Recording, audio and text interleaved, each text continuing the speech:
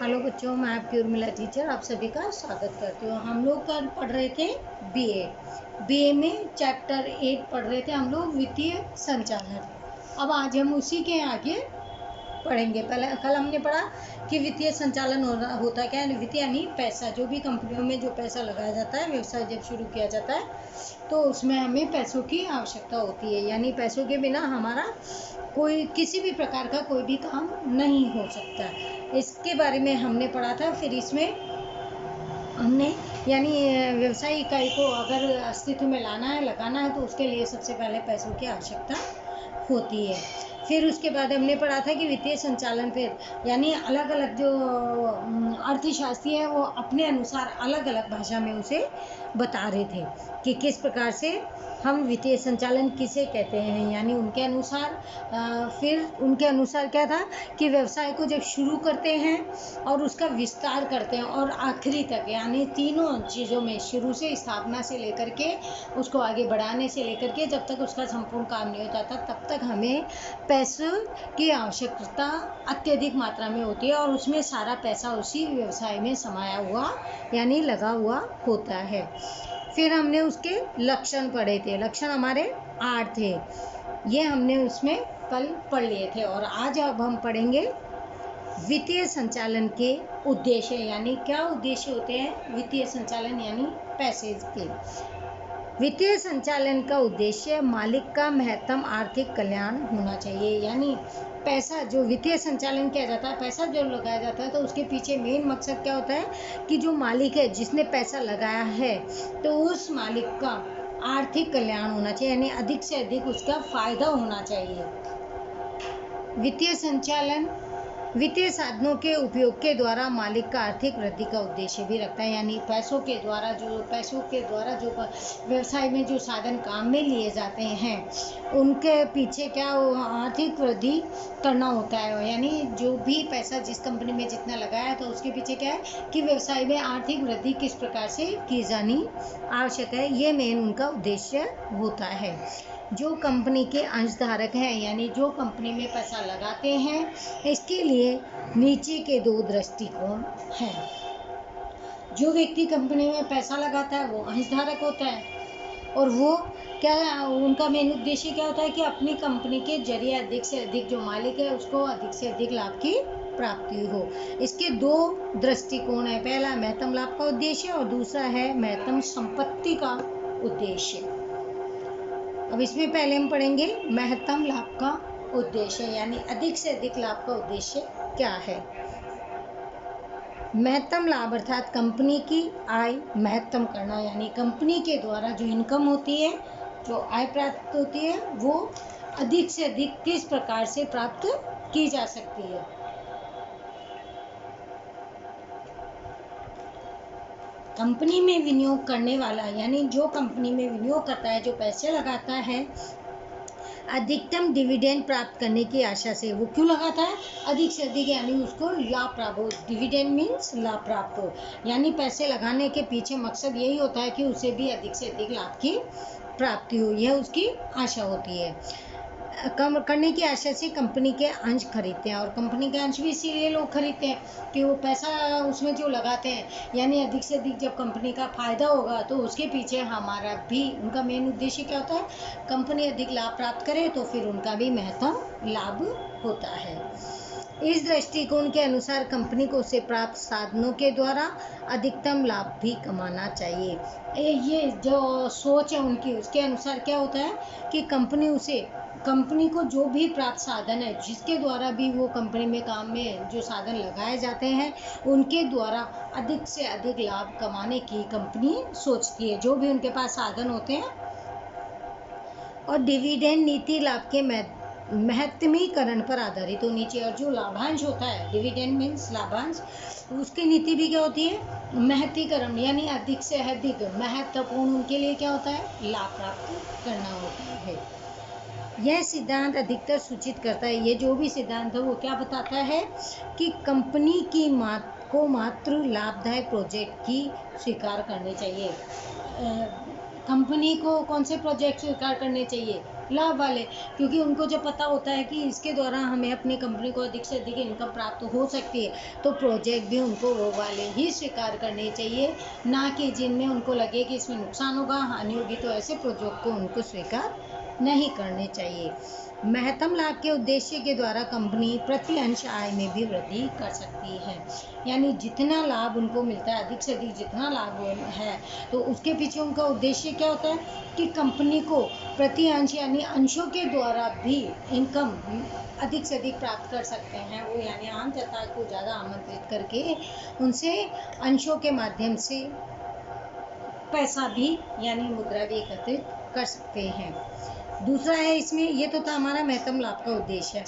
दूसरा है महत्तम संपत्ति का उद्देश्य। अधिकतम संपत्ति का उद्देश्य शुद्ध वर्तमान मूल्य यानी नेट प्रेजेंट वैल्यू के रूप में भी जाना जाता है।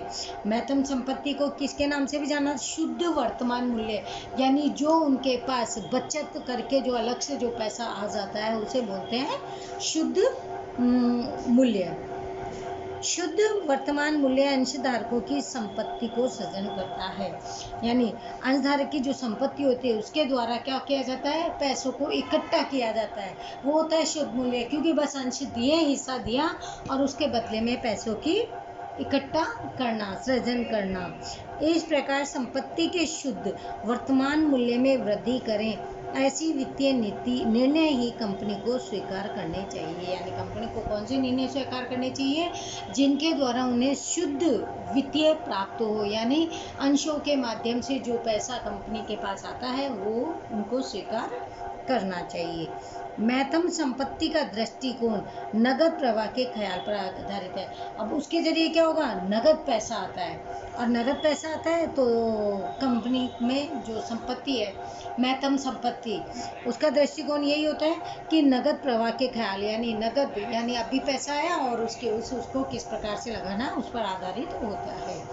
इस दृष्टिकोण में नगद प्रवाह को मापदंड के रूप में भी माना जाता है और हिसाबी लाभ की अवगणना भी की जाती है, यानी जो पैसा जिस प्रकार से लगाया जाता है उनकी गणना भी उसी प्रकार से की जाती है, यानी उसको लिखा जाता है।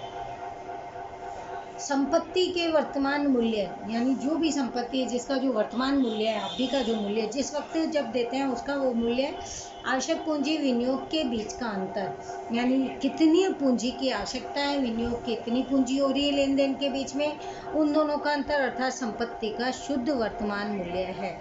वर्तमान संपत्ति के में यानी कितने मूल्य की पूंजी की आवश्यकता होती है और कितना विनियोग में उसमें अंतर होता है, इन दोनों के बीच की जो शुद्ध वर्तमान संपत्ति मानी जाती है। संपत्ति का शुद्ध वर्तमान मूल्य किस प्रकार से निकालते हैं? संपत्ति का वर्तमान मूल्य में से संपत्ति के लिए आवश्यक पूंजी, यानी जो भी संपत्ति वर्तमान मूल्य में है, कंपनी के पास जो पूंजी है उसमें से कंपनी के लिए जो आवश्यक पूंजी है बस उसको उसमें से कम कर दो, बाकी जो बची वो पूंजी उनकी शुद्ध वर्तमान मूल्य कहलाएगी। यानी जो अंशों के द्वारा जो पूंजी उनके पास आती है उनमें से जितनी आवश्यक पूंजी है वो कम कर माइनस कर देंगे, खर्च कर देंगे, उनके बाद जो पूंजी बचेगी वो होगी शुद्ध वर्तमान मूल्य। वित्तीय संचालन को ऐसे वित्तीय निर्णय भी लेने चाहिए, यानी किस प्रकार से पैसा काम में लिया जाना चाहिए, ऐसे निर्णय उन्हें लेने आवश्यक है जिससे कंपनी की संपत्ति महत्तम बने, यानी संपत्ति अधिक से अधिक महत्वपूर्ण बनी रहे। यदि कंपनी के द्वारा संपत्ति का महत्मीकरण किया जाए तो उसका प्रतिबिंब अंश बाजार में कंपनी के अंश मूल्य पर भी पड़ेगा। किस प्रकार से पड़ेगा? क्योंकि जब कंपनी अंश वगैरह जो खरीदती है तो कितने खरीदती है, ये सीधा इफेक्ट उसके बाजार में जो अंश बाजार है उसके प्रतिबिंब यानी उनकी परछाई के द्वारा कि कितने अंश कंपनी के लिए जा रहे हैं, उसके पीछे कितने पैसे आ रहे हैं, ये उसका एक प्रतिबिंब है। परछाई किसे कहते हैं?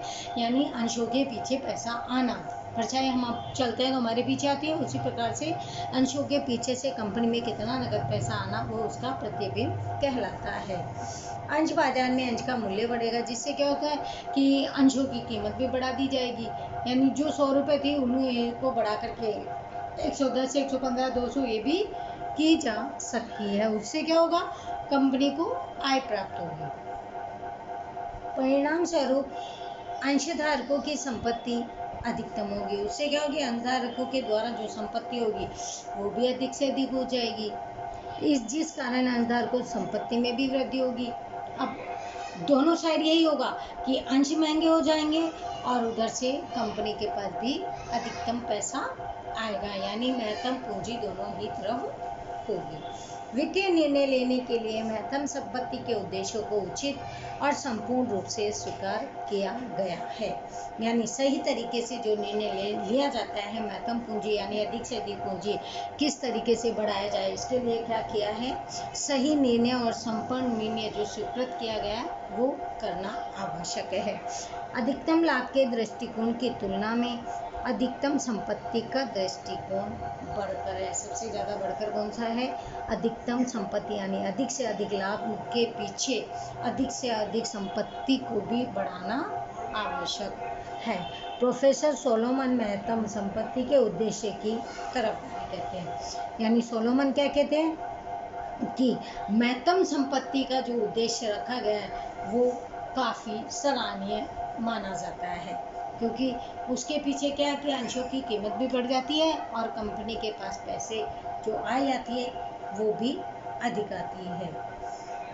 अब है इसमें वित्तीय संचालन का महत्व, यानी जो वित्तीय संचालन है उसका महत्व किस प्रकार से और क्या है। 1950 के बाद विश्व स्तर पर, यानी जब 1950 था उसके बाद में विश्व स्तर पर व्यावसायिक पर्यावरण और आर्थिक समकालीन प्रभावों में परिवर्तन होने के कारण वित्तीय संचालन में महत्तम वृद्धि हुई है। 1950 के बाद क्या हुआ था कि व्यवसाय का जो स्तर है उसके पर्यावरण में भी और आर्थिक समकालीन प्रभाव में, दोनों में जो बदलाव हुआ उस बदलाव का क्या फर्क पड़ा, उसका कारण फर्क पड़ा कि जो वित्तीय संचालक है उनमें भी अधिक से अधिक वृद्धि होने लगी। इनके पॉइंट्स हैं, पहला इसका है वित्तीय आवश्यकताओं का अनुमान। इसके पॉइंट्स के रूप में हम पढ़ते हैं तो पहला पॉइंट है इसका वित्तीय आवश्यकताओं का अनुमान। निश्चित समय के दौरान व्यवसाय के लिए दीर्घ समय की और अल्प समय की पूंजी की आवश्यकता कितनी होगी, इसका अनुमान वित्तीय संचालन करता है। यानी निश्चित समय के अंतर ये वित्तीय आवश्यकताओं का अनुमान, यानी पैसों की हमें कितनी आवश्यकता होगी इसका अनुमान किस प्रकार से लगाया जाना। तो निश्चित समय के दौरान व्यवसाय के, मान लीजिए भी 2 साल, 5 साल, 10 साल जो भी आप व्यवसाय कर रहे हो, इसके लिए कितने ऐसे निश्चित समय के लिए जो लंबा समय भी हो और पूंजी की हमें कम आवश्यकता हो, इस प्रकार से अनुमान लगाया जाए कि हमारा धंधा भी लंबे समय तक चले और पैसा भी हमारा बहुत ज़्यादा उसमें नहीं लगे। तो इसका अनुमान लगाना ये एक आवश्यक बात है कि किस प्रकार से अनुमान लगा करके कि हमें कैसे खर्चा करना है, क्या करना है, ऐसा अनुमान लगाया जाता है। फिर दूसरा पॉइंट है द्रव्य प्राप्ति। द्रव्य यानी धन यानी पैसा। वित्तीय संचालन पूंजी की प्राप्ति के मित्र स्थानों का चुनाव करके, यानी छोटे से छोटे स्थानों का चुनाव करके अल्प लागत में पूंजी प्राप्त करना चाहता है। यानी वित्तीय संचालन में पूंजी की प्राप्ति के, पूंजी किस प्रकार से, यानी उसके छोटे से छोटे बात को समझने की कोशिश करता है कि ऐसी कौन सी स्थान, ऐसी कौन सी जगह जिसके द्वारा कि कम पैसे यानी कम लागत में हमारा उत्पादन वगैरह भी अच्छा हो और हमें उसके द्वारा पूंजी अधिक प्राप्त हो, यानी कम से कम खर्चे में अधिक से अधिक उत्पादन हो ताकि वो बेच करके अधिक से अधिक उसमें लाभ की प्राप्ति कर सके, यानी उनमें पूंजी अधिक उनको किस प्रकार से प्राप्त हो। तीसरा पॉइंट है आयोजन और नियंत्रण। द्रव्य का उपयोग मितव्ययिता रूप से हो, यानी जो पैसे का उपयोग हो वो कम से कम मात्रा में उसका उपयोग होना चाहिए। इसके लिए द्रव्य के आयोजन के साथ नियंत्रण करता है। यानी पहले से ही क्या करना है कि जो पैसा लगाया जाता है कंपनी में वो किस प्रकार से लगाया जाना चाहिए। इसका क्या है कि पहले से प्री प्लानिंग आयोजन कर लेना चाहिए कि हमारे पास जैसे 100 रुपये हैं, अब हमें कल 100 रुपये का किस प्रकार से हमें खर्चा करना है। अगर हम पहले से सोच के जाएंगे, लिस्ट बना के जाएंगे बाज़ार में कि हमको 10 किलो 20 किलो 50 किलो लेनी है, तो हम सही रूप से खरीद सकते हैं। और अगर हम वहाँ जाने के बाद सोचते हैं तो हमारा आयोजन बिगड़ जाएगा, क्योंकि फिर हम नहीं समझ पाएंगे। हम घर से अगर सोच करके फिर बाहर निकलते हैं, यानी एक लिस्ट बना करके आयोजन बना करके जब हम काम करना शुरू करते हैं तो हमारा उसमें पैसा भी कम लगता है और हमें फ़ायदा भी होता है।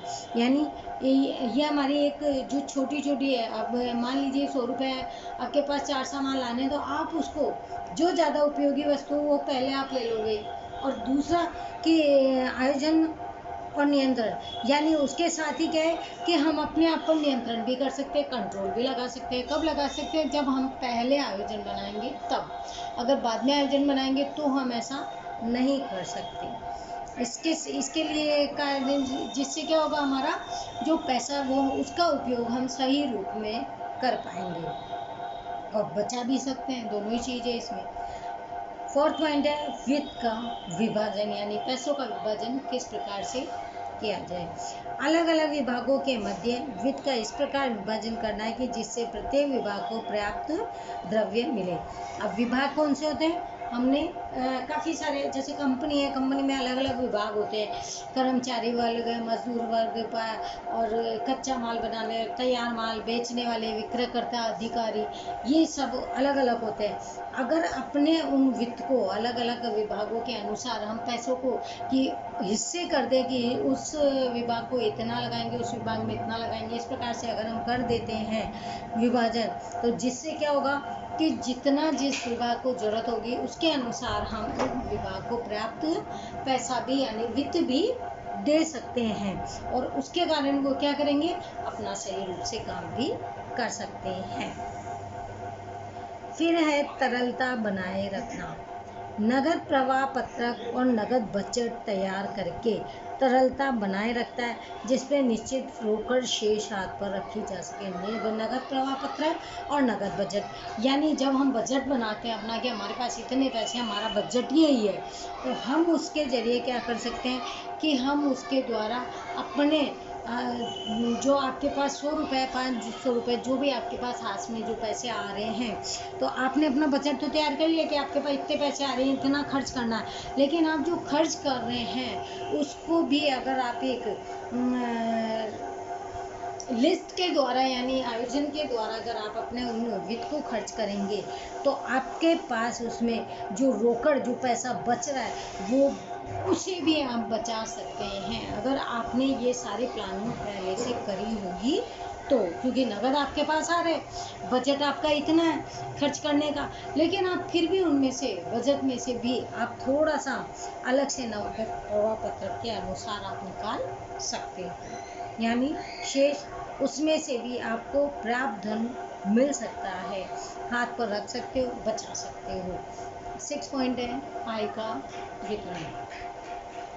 लाभ का कितना हिस्सा अंशधारकों के मध्य डिविडेंड के रूप में वितरित करना है, यानी जितना लाभ हुआ है आपको कंपनी का, अब उसका कितना अंश वो पहले से डिसाइड होता है कि अंशधारकों का कितना हिस्सा होता है। उसके बाद जो आपके पास डिविडेंड यानी जो लाभांश आता है उसको आप किस प्रकार से वितरित करते हो यानी बांटते हो। पहले हम ये सारे खर्चे वगैरह जब निकाल लेते हैं उसके बाद जो बचता है वो होता है हमारा लाभांश। अब उस लाभांश को किस प्रकार से आप अंशधारकों के मध्य में बांटते हो, डिविडेंड करते हो।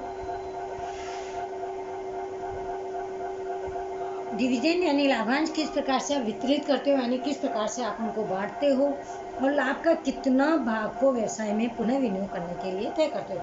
अब मान लीजिए कंपनी को साल के लास्ट में जब पता चलता है हमारा कि हमारे पास हमने कितना खर्चा किया है, कितना हमारी बचत है, कितना लाभ है, तो उसमें क्या किया जाता है। मान लीजिए कि आपके पास लाभ आ रहा है 500 रुपये, एज एग्जाम्पल दे रही हूँ मैं, इतना छोटा मोटा नहीं आता है, मैं तो एक एग्जाम्पल से समझा रही हूँ। मान लीजिए आपको साल में सारे खर्चे वर्चे निकालने के बाद आपके पास 500 रुपये आए, यानी ये बच रहे हैं आपके पास। अब उसमें से भी क्या होता है कि 500 में से भी आप क्या करना चाहोगे, 500 में से अब 300 रुपये जो आपको लाभांश है वो अंशधारकों में वितरित कर दोगे, और 200 रुपये जो आपने बच्चे अपने अलग निकाल लिए उसका आप क्या करना चाहोगे, उसे आप वापस से यानी पुनः आप कंपनी में विनियोग करके और अधिक लाभ कमाने की कोशिश करोगे। उसे कहते हैं पुनः विनियोग करना, यानी वापस से हम पैसा उसी कंपनी का जो लाभ का पैसा है उसी कंपनी में हम विनियोग किस प्रकार से करते हैं। फिर है चालू संपत्ति का संचालन, 7वां पॉइंट हमारा। चालू संपत्तियों में नगद, देनदार, माल सामग्री, विक्रयपात, जामीनगिरियां, बैंक शेष आदि का समावेश होता है। जो हमारी जो चालू संपत्ति होती है यानी जो हमारी चलती रहती है वो हमारी है, एक तो नगद यानी कितना आ रहा है, कितना लेना है, आ रहा हमारे पास कितना है, और हमको देना कितना है, क्योंकि हमको देना किसके लिए है सॉरी माल सामान के लिए, क्योंकि माल सामग्री किससे करेंगे, नगद लेंगे, पैसे देंगे तब हमको सामान देगा कोई। माल सामग्री, विक्रयप्राप्त सामग्री यानी जिन चीज़ों के लिए हमको पैसे, जिनको हमें कई चीज़ें हमें बेचनी है, कई चीज़ें हमें खरीदनी है, उसके लिए जो पैसा लगाया जाता है। बैंक शेष का समावेश भी होता है, बैंक में भी हमें कितना शेष देना बाकी है, बैंक से भी हम जो मान लीजिए पैसे लिए हैं तो हमें बैंक का कितना देना है, ये सभी बातें इसमें समावेश होती है। यह चालू संपत्तियों के विनियोग के लिए नीति का निर्माण भी करता है। अब जो हम नीति जो बनाते हैं, कानून की नीति के अनुसार जब चलते हैं तो इसका निर्माण जो होता है वो इस चालू संपत्ति के द्वारा ही किया जाता है, क्योंकि पैसों का लेन देन इन सब के कारण ही होता है। पैसों का लेन देन यानी रोज के काम में नगद पैसे आएंगे भी, नगद पैसे जाएंगे भी, लेनदार को देनदार को हमें सामान लेना है, माल लेना है, साधन है, यंत्र वगैरह खराब हो जाते हैं, बैंकों को देना है, विक्रय के लिए कोई चीज़ें खरीदनी है, इन सब के लिए हमें क्या करना है, चालू संपत्ति काम में लेनी है, यानी जो संपत्ति हमें चालू रखनी है, रोज घूमती फिरती रहती है वो संपत्ति। अब 8वां पॉइंट हमारा है वित्तीय निर्णय, यानी पैसे का निर्णय किस प्रकार से लिया जा सकता है। वित्तीय संचालन पूंजी बजट, डिविडेंड नीति, लाभ का पुनः विनियोग आदि के संबंध में महत्वपूर्ण निर्णय लेता है। वित्तीय निर्णय यानी जो वित्तीय संचालक वो पूंजी बजट यानी आपका पूंजी का बजट कितना है, आपके पास पूंजी कितनी है। डिविडेंड नीति यानी लाभांश की नीति किस प्रकार से है, यानी जो आपके पास लाभांश आ रहा है उसको किस प्रकार से आपको डिवाइड करना है। लाभ का पुनः विनियोग, और उसके बाद जो पैसा आपका बचता है उसे आप वापस से विनियोग के लिए कंपनी में यानी किस प्रकार से लगाते हैं। इस संबंध में महत्वपूर्ण निर्णय लेने का कार्य किसका होता है, जो वित्तीय संचालन, जो पैसे का लेखा जोखा रखता है, जो पैसे का लेन देन करता है वो ये सब चीज़ों का निर्णय लेता है, और यह अलग अलग वित्तीय निर्णयों के मध्य संकलन भी बनाता है। ये क्या करता है, जो अलग अलग जो पैसों के द्वारा जो कार्य चलाया जाता है इन सब में आपस में जोड़ का काम भी करता है। संकलन यानी एक साथ सबको सांकल से जोड़ना, यानी पैसा है तो फिर वो पैसा घूमता रहेगा और वो हमारे मध्य यानी पैसों के द्वारा जो निर्णय लिए जाते हैं वो भी ले सकते हैं, इसीलिए ये एक संकलन का काम भी करता है। उदाहरण स्वरूप डिविडेंड नीति और लाभ का पुनः विनियोग मध्य संकलन, यानी मध्य संकलन का एक अच्छा सा उदाहरण है वो है कि जो डिविडेंड नीति होती है, जो लाभांश की जो नीति होती है, तो लाभांश का जो पैसा निकाल करके अंशधारकों को देने के बाद जो कुछ पैसा बच जाता है उन्हें वापस से पुनः विनियोग के लिए लगा लिया जाता है, यानी वापस से कंपनी में लगा दिया जाता है काम में। ये होता है मध्य संकलन का काम है, यानी दोनों के मध्य वित्तीय जो पैसा है जो घूम फिर के जो लगाया जाता है वो होता है मध्य संकलन, यानी संकलन के माध्यम से ही पैसों को जोड़ना। और 9 पॉइंट है व्यवसाय की शाख में वृद्धि। व्यवसाय की प्रगति और विकास में वित्तीय संचालन महत्वपूर्ण योगदान देता है, यानी सबसे महत्वपूर्ण योगदान किसका होता है व्यवसाय में, पैसे का, वित्त का। कार्यक्षम वित्तीय संचालन वित्तीय अनुकूलताएं पैदा करता है। अगर पैसा है कंपनी के पास, तो जो पैसों के जरिए जो अनुकूल चीज़ें हैं, यानी पैसों से कुछ भी खरीद सकते हैं, तो वो सारी जो भी समस्याएं खत्म हो जाती है और अनुकूलता उसमें पैदा होती है। क्यों? क्योंकि हर चीज़ अनुकूल लगती है, हर चीज़ खरीद सकता है क्योंकि पैसा है, जिसमें कर्मचारियों को वेतन और लेनदारों को समय पर भुगतान भी किया जा सकता है। अगर पैसा है कंपनी के पास में, तो उनके जो भी कर्मचारी काम करने वाले व्यक्ति हैं, उनको सही समय पर जब वेतन मिल जाएगा, लेनदारों को सही समय पर जब पैसा दे दिया जाएगा, तो लोगों में क्या अनुकूलता की यानी उस कंपनी के पीछे लोगों का विश्वास जागृत होगा। यानी जिज्ञासा क्या करेगी उनमें, उनको ये रहेगा कि हम जो भी काम करते हैं, जो भी पारिश्रमिक करते हैं, उसके बदले में सही समय पर यहाँ से वित्त यानी इनकम प्राप्त हो जाती है। परिणाम स्वरूप व्यवसाय की साख में भी वृद्धि होती है। इससे क्या होता है कि जब विश्वास लोगों में पैदा हो जाता है कि इस व्यवसाय में सही काम हो रहा है, तो वो व्यवसाय की साख यानी उस व्यवसाय की जो शाखा है, जो और भी ज़्यादा उस व्यवसाय को बढ़ा सकते हैं। क्योंकि कभी भी हो, जैसे हम भी कई बार कई जगह जाके बोलते हैं ना कि हमारे स्कूल में सही समय पे हमें सैलरी मिलती है, तो और जो टीचर्स हैं वो आने की जिज्ञासा रखते हैं। कारण कि जिस में सही समय पे और सही अच्छा काम होता है, कहीं पे भी हो, चाहे जॉब हो, कंपनी हो, चाहे स्कूल हो, कहीं पे भी मान लीजिए अदरवाइज, तो वहाँ पे क्या होता है, जब हम एक दूसरे को जाकर के ये चीज़ें बताते हैं, तो उससे क्या होता है, कंपनी के प्रति भी लोगों की इच्छाएं बढ़ती है कि इस कंपनी से काम करवा सकते हैं, क्योंकि जिसका लेन देन का हिसाब किताब का सही चीज़ें होती है ना, तो वहाँ पे काम भी में भी वृद्धि होती है। तो ये हमने अभी पढ़े 9 पॉइंट जो थे हमारे वित्तीय संचालन के महत्व, यानी पैसा अगर लोगों के पास है, कंपनी के पास है, तो उसका महत्व क्या है, और ये हमारे महत्वपूर्ण प्रश्न थे। तो अभी हमने क्या पढ़ा, वित्तीय संचालन के पहले उद्देश्य पढ़े थे। तो उसके उद्देश्य तो 2 ही थे, महत्तम लाभ और महत्तम संपत्ति। सबसे मेन तो यही है कि अपनी संपत्ति को किस प्रकार से अधिक बढ़ाया जाए और उनका उद्देश्य क्या है, और दूसरा था अधिकतम उसको, एक तो संपत्ति को बढ़ाना और दूसरा था लाभ का उद्देश्य, यानी अपने कंपनी के लाभ को अधिक से अधिक किस प्रकार से बढ़ाया जाए।